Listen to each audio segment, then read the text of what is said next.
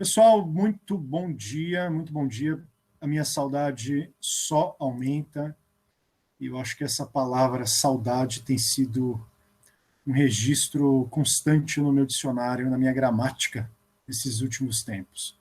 Estou com saudade dos meus alunos, estou com saudade da minha mãe, estou com saudade, enfim, estou com saudade das coisas mais bobas que a gente faz no nosso cotidiano escolar. E estou com saudade do meu clube do livro, e afinal de contas é disso que a gente está falando hoje. Muito bem-vindo para a nossa aula, para a nossa conversa. Não é exatamente uma aula, eu não queria que tivesse esse tom meio professoral, embora se eu tiver um tom muito professoral, peço muito desculpas aí, porque não é a intenção. Estamos num clube do livro. Eu queria agradecer muito a professora Carol e a diretora por ter acolhido essa ideia, ter também proposto, a gente ter feito essa ideia de fazer um clube do livro, para que vocês tenham algum contato com obras que não estão dentro do currículo, do circuito da literatura clássica que vocês aprendem.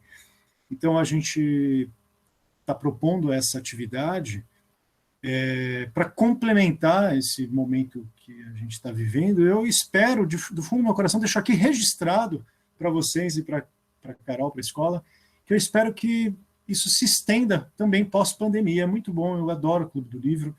Eu tenho uma experiência muito boa aqui em Sorocaba, sem querer fazer uma propaganda, até porque não é um produto, não é nada comercial.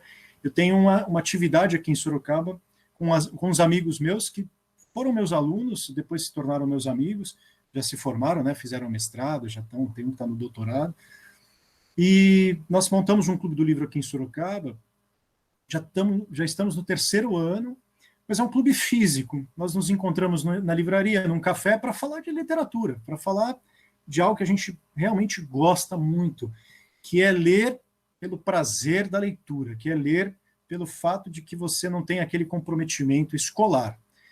Como vocês percebem aqui no meu cantinho, no meu pequeno abrigo pandêmico, eu não gosto nem um pouco de livros, né? Isso é só uma parte, tem a parte para lá. E assim, foi um pouco dessa experiência de ter um clube do livro que a gente tentou transcrever essa experiência para esse ambiente. Eu, pessoalmente, confesso para vocês que a ideia de ter um clube do livro me satisfaz demais. Me satisfaz porque, como vocês me conhecem, eu acho que a reflexão, o encontro, eles são 2 pilares da nossa vida escolar, né? Então, a gente está aqui nesse ambiente virtual, não é o ideal para que a gente faça um clube do livro, mas é um caminho interessante. Eu espero que vocês gostem disso, né? Eu espero que vocês gostem do livro que eu vou indicar e que eu vou conversar sobre ele, e vocês vão perceber o quanto de problemas filosóficos tem nessa obra. Pedro falou uma coisa muito legal aqui, viu, Pedro? Eu não te ignorei, não, que é o do PS Plus, né? Tem o Star Wars, eu vi, baixei já comecei a jogar, mas eu fiquei fascinado pelo Uncharted, viu, Pedro? Aliás, eu gravei um belo podcast sobre videogame, depois eu indico para você. Pessoal, eu sou fascinado por videogame, tá? Não escondo isso de ninguém. Vamos jogar sim, cara, vamos jogar sim. Eu tenho bastante coisa para fazer, se der tempo a gente joga. Depois eu passo o meu ID para vocês, tá bom? Claro, depois que eu der um pau no xadrez no Romeu, tá? Já está aqui registrado que eu vou fazer isso. É o seguinte, eu escolhi um autor de livro, chamado Philip K. Dick, que tem essa biografia dele aqui, escrito pelo Emmanuel Carrère, que é um autor francês que escreveu a biografia do Philip K. Dick. Não vou falar da biografia, tá? Eu só peguei para vocês, que eu gosto muito desse livro, e estava até retomando algumas reflexões para a gente conversar, né, nesse clube do livro. E é o seguinte, o Philip K. Dick, ele é um autor muito importante, sobretudo para a construção do cinema de ficção científica. Ele é um escritor norte-americano, nasceu em 1928 e morreu, coincidentemente, em 1982, daqui a pouco eu vou pôr a fotinho dele aqui, e muitas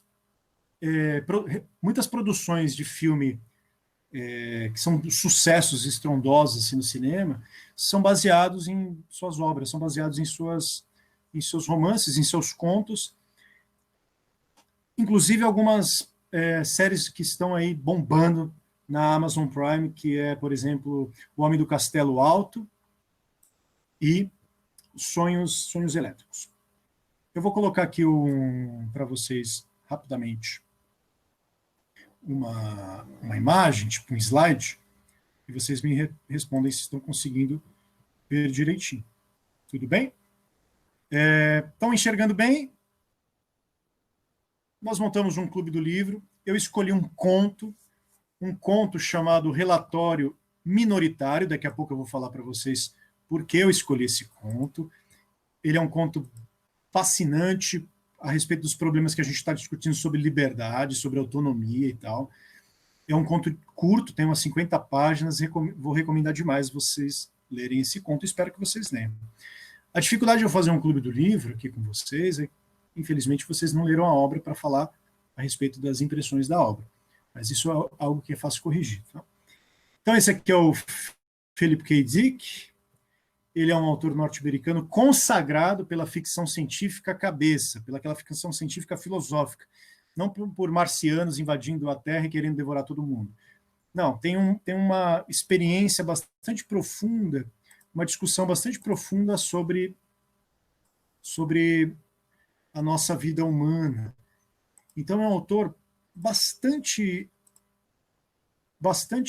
qualificado e consagrado por uma literatura de ficção científica que se tornou grande obra, que se tornou grande literatura.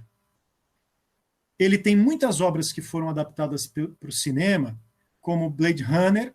Blade Runner, ele é baseado nesse livro aqui. Eu estou aqui com vários livros dele, trouxe para vocês verem, que é... Cadê? Peraí. Que é esse livro aqui, deixa eu tirar a imagem. Que é esse livro aqui, olha, do Philip K. Dick, que é o Blade Runner. O nome original desse livro é Androides Sonham com Ovelhas Elétricas. Tem um nome estranho, né? Porque é uma pergunta.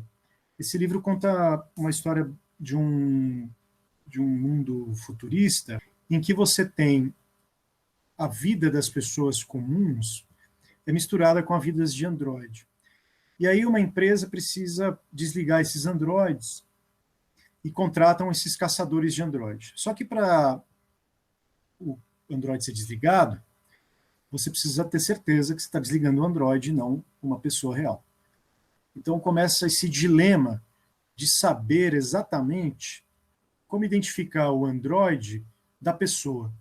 Então todo o livro é uma discussão muito profunda, embora seja um livro de ficção científica, mas uma discussão muito profunda a respeito da natureza humana, do que o ser humano é, sob o ponto de vista da sua natureza. Quer dizer, eu poderia atribuir qualidades a um androide, qualidades a um robô, a ponto de ele se tornar um ser humano? E o que é ser um ser humano? Que tipo de relação, de vínculo nós temos para dizermos que nós somos humanos? É disso que se trata, basicamente, o nome do livro é Androides Sonham com Ovelhas Elétricas, que foi base para o filme muito famoso chamado Blade Runner. O Blade Runner foi o filme que consagrou a carreira do diretor chamado Ridley Scott, que fez o Gladiador, depois ele fez o Alien, é um baita diretor. Ele fez uma versão atual aqui, né, olha, em 2017, e a versão conhecidíssima, uma das obras-primas do cinema de ficção científica. Eu recomendo muito vocês assistirem, eu sou fascinado pelo final desse filme. E é justamente ele que eu gostaria de colocar um trechinho para vocês, para a gente sentir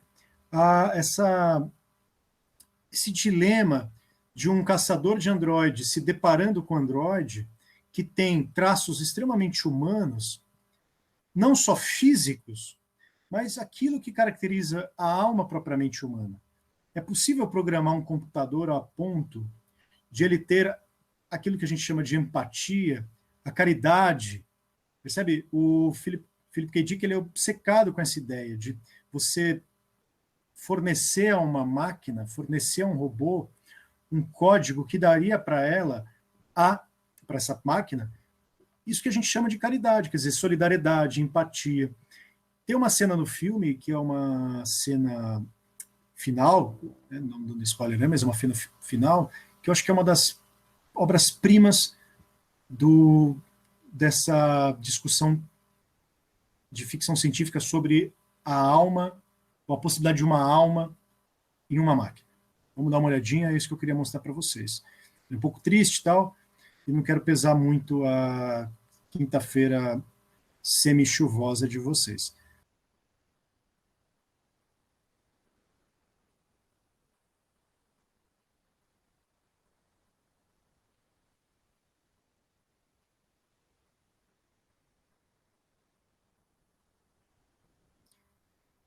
Então você tem aí o robô, estava sendo caçado, salvando o ser humano que está morrendo de medo, e ele se compadece dessa angústia de ser escravo do medo, né? Quer dizer que os seres humanos são escravos do medo. E aí o ser humano totalmente encolhido, se sentindo fragilizado pela sua condição, e a máquina com traços extremamente humanos agora vai dizer para ele algo que para mim é fascinante, a gente vai comentar já.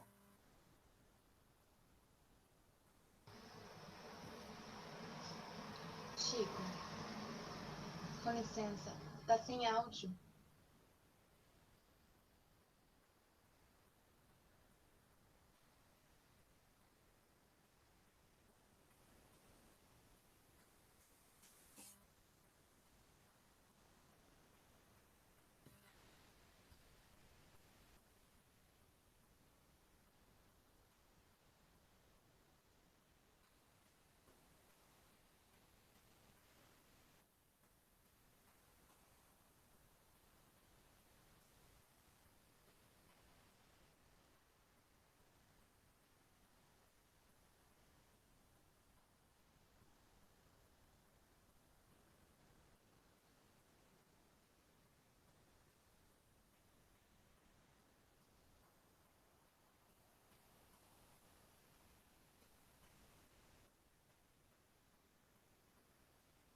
Eu gosto muito dessa cena e acho que ela trata exatamente bem o clima em que se deve ser colocado, e o Philip K. Dick, que é o autor da obra, né, que é o autor dessa obra que eu estou comentando, ele conseguiu dar, junto com o diretor Ridley Scott, que fez o filme, propriamente dito, eles conseguiram dar para mim o tom correto da discussão sobre o que é a natureza humana, mesmo quando você tem um caçador de androides se deparando com um androide que toma consciência da sua fragilidade, toma consciência de tudo aquilo que ele viu, tudo aquilo que ele é. Né? Ele comenta ali, olha, eu vi coisas distantes explodindo, vi raios, eu vi não sei o quê. Cara, eu tive uma vida que foi vivida com a mais alta intensidade que você aí possa imaginar, você cheio de seus medos.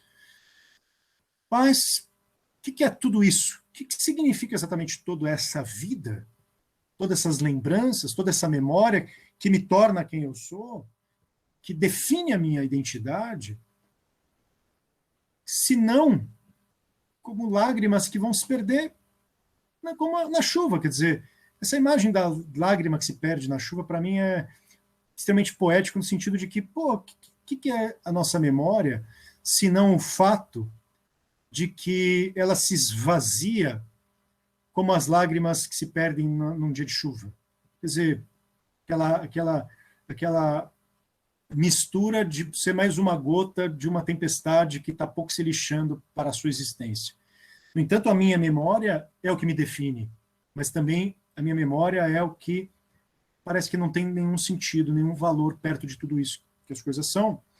E o Caçador de Android, que é interpretado pelo Harrison Ford, olha para ele, até dá ele até engole ali, dá uma engolida, no sentido de estabelecer com o Android uma empatia. E aqui, para mim, é um registro muito grande, gente. Eu gostaria de demarcar bem isso. a, ele não olha mais para o Android como uma coisa, como um objeto que vai ser desligado, como um produto que foi fabricado, como algo que foi feito. Ele olha o Android agora no rosto dele, estabelecendo um vínculo de empatia e o considerando tal como o igual, tal como um ser humano, no sentido de que, bom, ainda que você seja um objeto, você também é para mim, neste momento, um tu com o qual eu me relaciono, com o qual eu também consinto e compadeço dos mesmos dramas. Vale muito a pena vocês refletirem sobre ela, porque ela demarca exatamente essa reflexão num livro de ficção científica a respeito do que é a natureza humana, tá? A respeito do que é a vida humana. Essa é a primeira obra que eu gostaria de deixar aqui para vocês. Muito bom, Paulo. Seria a mesma ideia de 1984, a única parte que resta é a memória no meio de... Muito, muito bom, cara. É sensacional o seu vínculo. É isso mesmo, quer dizer, no fundo, é uma memória que você, embora seja a sua memória, né, é uma memória que você tem a experiência, mas que você consegue compartilhá-la. E aqui eu acho que é um pouco diferente no caso de 1984, porque no livro do Blade Runner, a grande discussão aqui, Paulo, é a discussão a respeito de que se eu sou capaz de criar um vínculo afetivo de empatia com o Android. E ver no outro, né, ver no outro o mesmo drama que eu vejo em mim mesmo. E aí eu transfiro esse drama para uma máquina, e eu entendo que uma máquina, embora seja um produto, seja algo, seja uma coisa, ela também pode receber a tonalidade, o vínculo afetivo, ser chamada como tu, ser chamada como alguém, porque esse é o problema de você ter um objeto. Quer dizer, uma máquina é uma coisa que você vai lá, aperta o botão e desliga. Você pode simplesmente desligar uma pessoa, né? Você apertar um botão e apaga, no sentido de que não, né? Aqui o autor está refletindo justamente sobre essa condição. Tudo bem? Quer dizer, é isso que eu gostaria de falar para vocês com relação a este livro. E aí, eu também destacaria, e trouxe aqui para destacar com vocês, pessoal, se vocês quiserem fazer perguntas, fiquem à vontade, viu? Como o nosso amigo Paulo trouxe algumas aí. Outro livro que eu gostaria de destacar para vocês, que o Philip K. Dick também trabalha, é o Minority Report, que é exatamente dessa coletânea de contos chamada Realidades Adaptadas. O Philip K. Dick nunca escreveu essa coletânea, tá? Essa coletânea é um trabalho da editora, que pegou todas as obras que foram publicadas, se tornaram filmes, e eles pegaram todos os contos que viraram filmes e colocaram num livro só. Esse é o grande livro que eu gostaria de indicar para vocês hoje. Eu falei do Blade Runner porque eu gosto demais também, não queria perder a oportunidade. Eu já vou falar um pouquinho do Minority Report, mas não vamos esquecer que o Vingador do Futuro foi baseado no conto do Dick, que é Lembramos para Você o Preço de Atacado, que conta a história de uma organização que vende memória, mas eu não quero falar disso agora. Uma obra que foi adaptada para a série de TV é essa aqui, olha, O Homem do Castelo Alto, que está na Amazon Prime, né? Eu recomendo muito vocês assistirem. Conta a história do mundo como se os nazistas e os japoneses tivessem ganhado a guerra. Que é essa obra aqui. Imagina você viver num mundo em que, na verdade, quem ganhou a guerra foram os nazistas e os japoneses, né? Porque eles fazem parte ali daquela aliança. Imagine você viver num mundo, portanto, em que não foi a democracia americana, a democracia ocidental, mas foi o regime totalitário que ganhou a guerra. E aí o Philip K. Dick teve a ideia de escrever, teve o insight de escrever essa obra, que agora foi adaptada para a Amazon Prime. Cara, é um livro fascinante.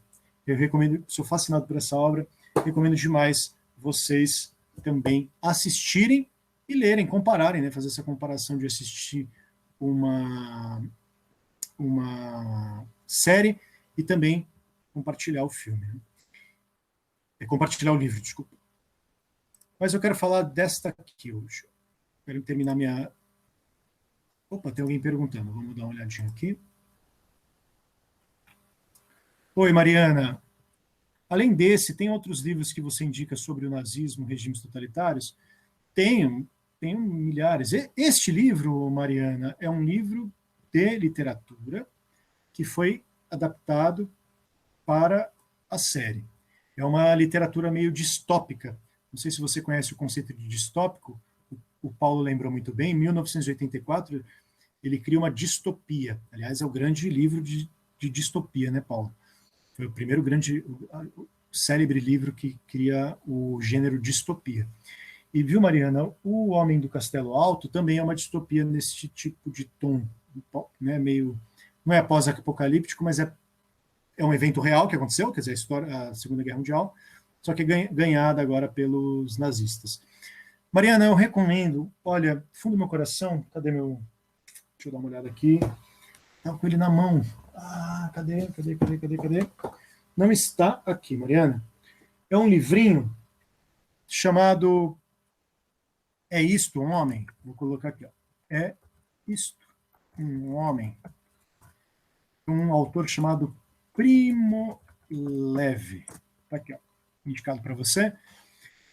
Conta a história de um sobrevivente do campo de concentração de Auschwitz, que eu gosto muito, porque é uma memória de como que se deu essa construção. Se você quer algo mais histórico e não tão de literatura, eu recomendo, a respeito do nazismo, O Espelho... Eu estou colocando no chat, tá? O Espelho do Ocidente, de um autor chamado Vierme, é assim que escreve o nome dele. Se não for, depois eu passo o nome correto, tá? Vierme. Se não for assim, depois eu... Deixa eu ver se é assim mesmo que escreve. Dá uma olhada nesse livro, eu gosto muito. É uma das melhores obras a respeito do assunto. Opa, esqueci. Na verdade, não é assim que escreve, mas eu já peguei aqui como escreve o nome dele. Espera aí um segundinho. Escreve assim. Não Vierme, mas Vierme, né? Em francês. Tudo bem, então? Tudo bem, Mariana? Fica aí a minha dica, tá? Prosseguindo aqui nas nossas reflexões. Imagina, Mariana, obrigado você pela pergunta. Prosseguindo aqui nas nossas reflexões, eu gostaria de indicar agora uma obra que talvez seja para mim a obra... Eu gosto muito, tá, gente? Eu acho que Blade Runner e o Minority Reporter é as duas obras que eu gosto muito do Philip K. Dick. Ele escreveu esse coletâneo aqui de contos, Realidades Adaptadas, e a obra, o Relatório Minoritário, para mim é assim, uma das grandes reflexões que nós devemos fazer sobre liberdade.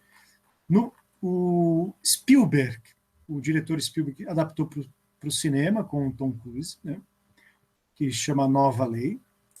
É um conto, tem aqui pequenas páginas, pouquíssimas páginas, e eu gostaria muito que vocês procurassem para ler. Aqui, ó, tá? Tem no máximo 48 páginas aí. Então, esse conto inspirou o filme. E do que se trata? Eu acho que a coisa mais importante aqui para a gente encerrar nosso encontro. Tem tudo a ver com as nossas aulas, tem tudo a ver com a reflexão que nós estamos fazendo em filosofia.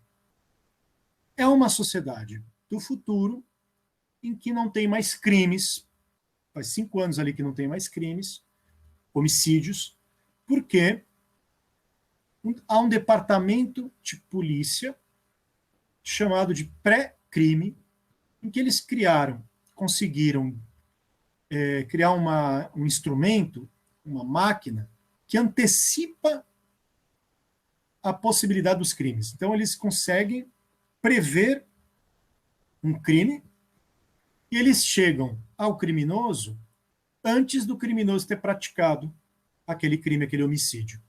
Então, é uma sociedade que não tem mais homicídios, porque todos os homicidas, ou os potenciais homicidas, já estão presos, dados a possibilidade de você contemplar o crime e prever o crime. O departamento chama pré-crime e ele é conduzido, ele é chefiado por um agente chamado Anderton. O Anderton, ele controla um equipamento chamado de pré-cog. Pré-cog são mutantes, são 3 mutantes, vivem numa banheira, foram modificados geneticamente, eles vivem numa banheira, uma máquina bastante curiosa, com eletrodos conectados, assim, e eles são eles têm uma função mediúnica, como se fossem médios, eles têm um insight meio profético, eles conseguem antecipar o futuro. E ficam passando imagens ali na cabeça deles, e algumas imagens de crime. Bom, por que chama o livro chama, o conto chama relatório minoritário? Porque existe todos os precogs, que são esses mutantes, cada um vê uma cena, cada um vê uma imagem do futuro. E aí o departamento ele junta essas imagens e forma uma imagem completa do futuro criminoso. Esse relatório que é gerado, usando os 3 precogs, né, usando os 3 mutantes, chama relatório majoritário. Só que acontece o seguinte, e aqui começa a trilha, né, que assim começa o trailer do filme, né, a dramaticidade narrativa da história. Logo no começo, o departamento registra, o pré-crime registra que o Anderton, que é o chefe do departamento, vai matar alguém. Vai matar alguém que ele não conhece, que é o Kaplan, que é um general do exército. E, como eu vou matar alguém? Eu não tenho a menor noção de quem seja esse cara, não tenho por que matar esse cara. E aí começa a existir um baita de um dilema profundo, porque a polícia vai atrás do Anderton, né, ele foge, ele vai ter todo um roteiro de perseguição, de drama, de fuga, e o Anderton, ele quer entender como que ele vai matar alguém se ele não conhece, quer dizer, não tem por que ele matar. Só que acontece o seguinte, gente, e aqui que eu quero estabelecer com vocês uma discussão filosófica das mais instigantes. Se o Anderton não matar quem o pré-cog diz que ele vai matar, o departamento de polícia, chamado pré-crime, vai por água abaixo. Percebe? Quer dizer, se ele não cometer este crime, ele está mostrando que existe uma falha no sistema e todos os criminosos que foram presos por antecipação devem ser soltos, o departamento fechado e acabou a história. Só que o Anderton começa a vivenciar um dilema do tipo, bom, eu descobri que eu vou matar alguém. Se eu não matar essa pessoa, o departamento vai fechar e acabou, todos os potenciais criminosos vão ser colocados na rua. Ora, como eu sei que eu vou matar alguém, eu vou lá e mato. Ou devo matar alguém? Então, como é que fica a discussão ou a experiência de liberdade quando você sabe por antecipação o que você vai fazer no futuro? Percebe? Esse é o pano de fundo, Romeu, do conto. O Anderton ele descobre algo, né? Ele percebe algo, que esses precogs, que são os mutantes, cada um gera um relatório individual, chamado de relatório minoritário. E um dos relatórios, Romeu, está indicando que ele vai matar, o outro que ele não vai matar, e o outro mostra uma outra situação e tal. E ele fala assim, bom, cada relatório, chamado relatório minoritário, por isso que o filme e o conto chama relatório minoritário, indica o lampejo do futuro. E aí o Anderton fica nessa, bom, eu posso matar ou eu posso não matar. Como eu sei o que o relatório já produziu, então eu tenho escolhas. E a escolha vai ser produzida a partir de uma compreensão que ele faz do futuro. Mas aí você fica, pô, mas espera aí, isso foi uma escolha ou foi uma antecipação do futuro? Percebe a natureza do conto? Ele é uma reflexão a respeito da liberdade, do livre-arbítrio, diante de uma instituição que consegue prever ou potencialmente prever criminosos. Pronto, está colocado o drama, cara. Esse é a grande discussão do conto. Eu não quero dar para vocês muitos spoilers, né? Não quero ficar contando para vocês como é, o que acontece, o que ele faz, mas é isso que eu queria trazer para vocês, um insight de uma ficção científica que estabelece uma baita de uma discussão sobre a natureza da liberdade humana, que é mais ou menos o que a gente está estudando nesse bimestre sobre ética. Né?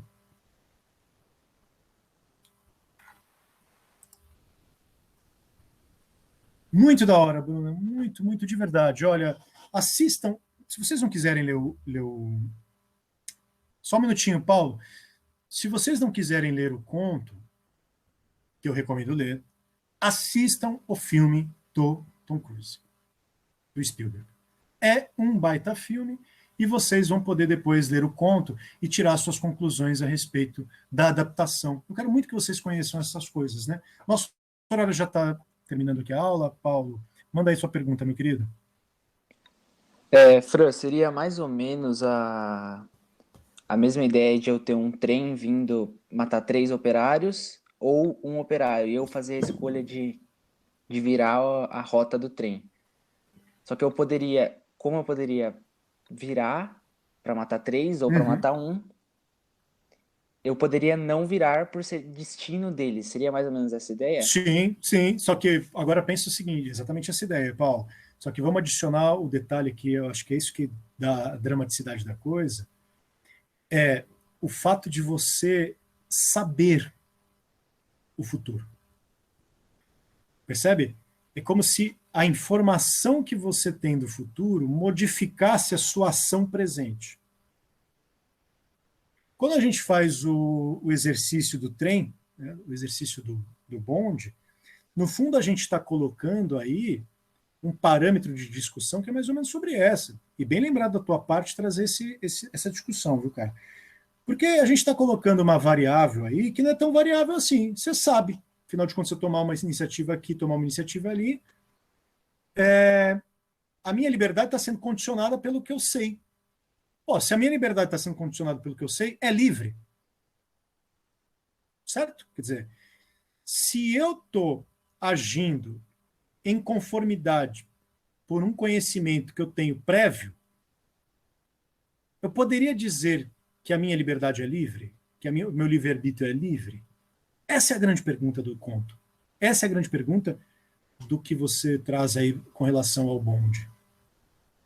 Porque a liberdade, ela precisa ter um grau de indeterminação, de não conhecimento, de imprevisibilidade, de transitar na imprevisibilidade. Eu não sei efetivamente o que vai acontecer. E quando eu sei o que vai acontecer, eu estou agindo com relação à liberdade, ou seja, eu estou tendo uma experiência livre. Tudo bem isso? Pesado, hein? Pesado, né? Mas esse é um tipo de discussão que um conto como esse propõe para a gente. E é isso que eu queria trazer para vocês hoje com esse Clube do Livro. Gente,